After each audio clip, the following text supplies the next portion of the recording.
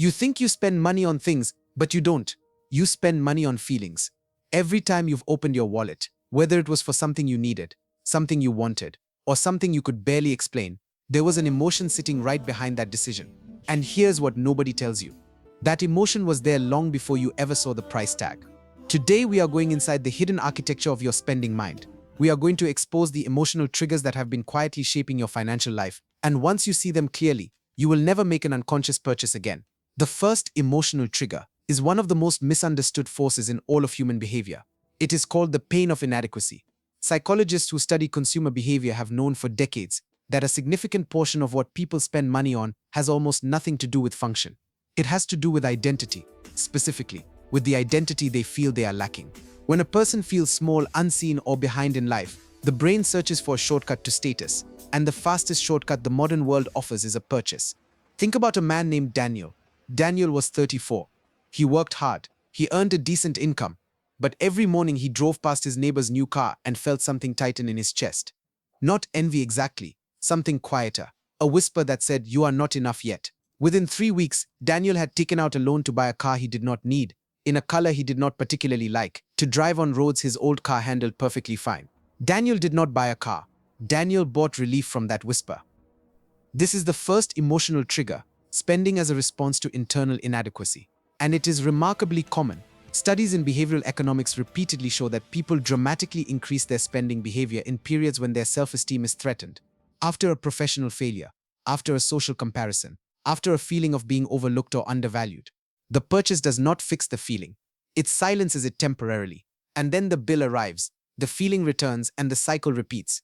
The wealthy do not escape this trigger by earning more money. They escape it by learning to catch the whisper before it reaches the wallet. The second emotional trigger is one you have almost certainly experienced personally. It is called the illusion of rewarding yourself. Here is how it works in the brain. After a period of hard work, stress, or sacrifice, the mind creates what psychologists call a permission slip.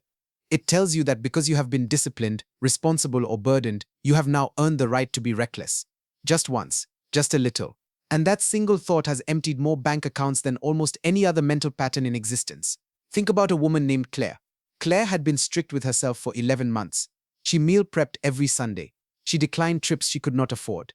She worked extra hours without complaint. She was building something. She knew it. She could feel the discipline working. Then December came. And Claire told herself she deserved a break. Not a vacation, just a little treat, a jacket she had seen, a dinner out, a weekend trip because she had earned it. By January, Claire had spent more in 4 weeks than she had saved in the previous 4 months. The tragedy is not that Claire spent money.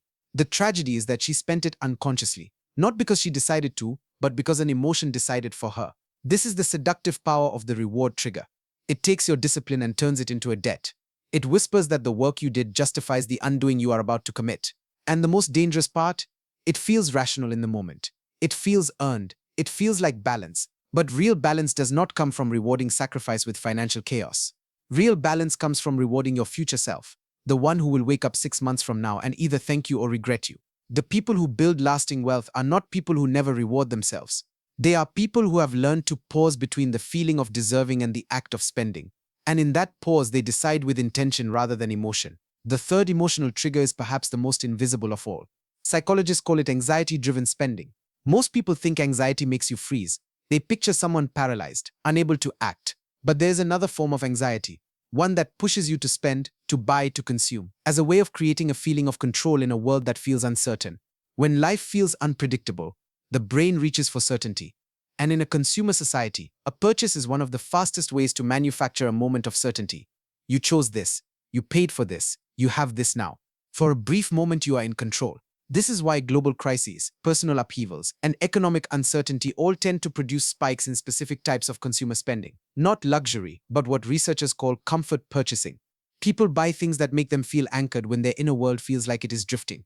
Warren Buffett once shared an insight that cut directly to this psychology. He said that throughout his career, he noticed something almost universal among people who struggled financially. They could not sit with discomfort.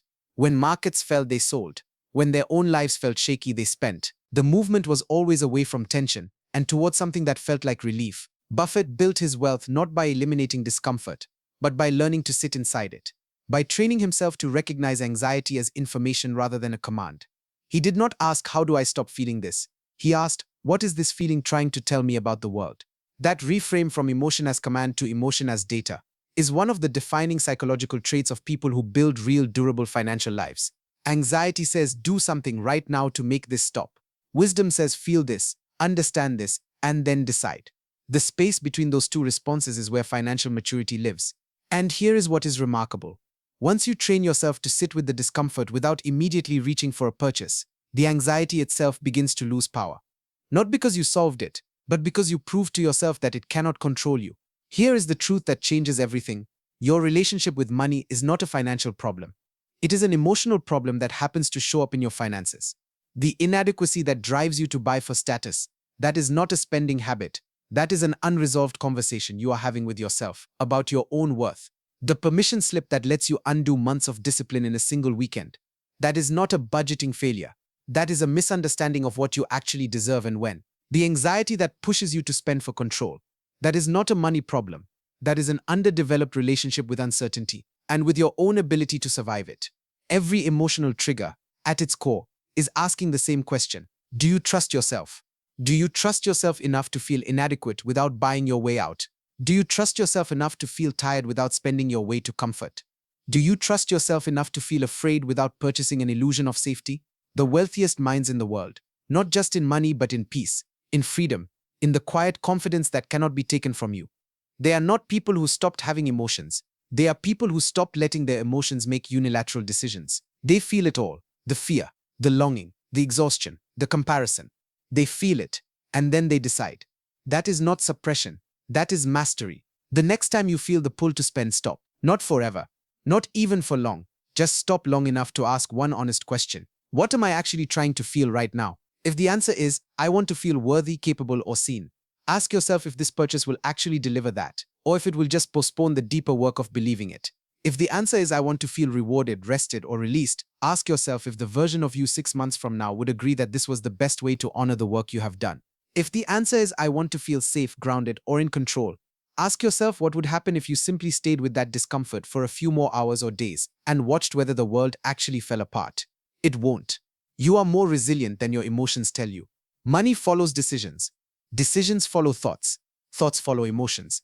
If you want to change where the money goes, you have to start at the beginning of that chain. Not at the budget, not at the bank account, but at the feeling that started it all. Awareness is not just a mindset tool. Awareness is the most powerful financial decision you will ever make. And you already have it. You just have to use it.